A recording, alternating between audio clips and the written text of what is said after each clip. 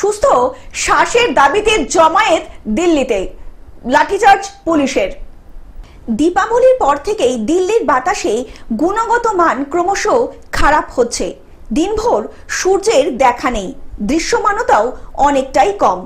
দূষণের যে চাদর দিল্লি ও সংলগ্ন এলাকার আকাশে ঝুলছে তা শেষ হবার নাম নেই।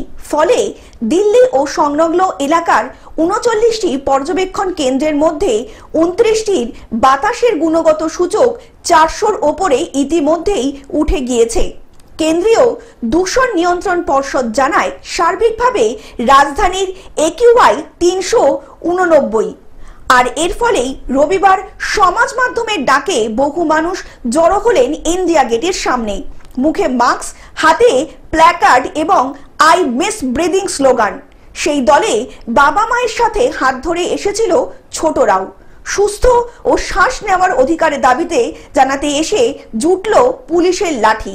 অভিযোগ, বাবা মায়ের সঙ্গে সেই ছোটদেরকেও আটক করল দিল্লি পুলিশ। একসময় কার্যত অবরুদ্ধ হয়ে পড়ে ইন্ডিয়া গেট এলাকা। প্রায় ৮ ঘন্টা বিক্ষোভের পরে বল প্রয়োগ করে পুলিশ বাহিনী। জনতার দাবি, পুলিশ ভিড়কে ছত্রভঙ্গ করতে লাঠি চালায়। তার ফলে ধাক্কাধাক্কিতে আহত হন অনেকেই।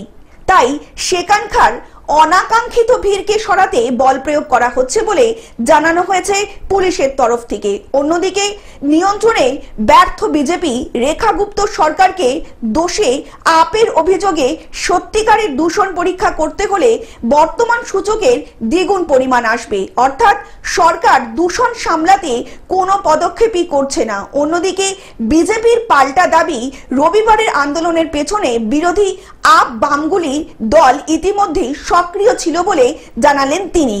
Bureau report, globe news.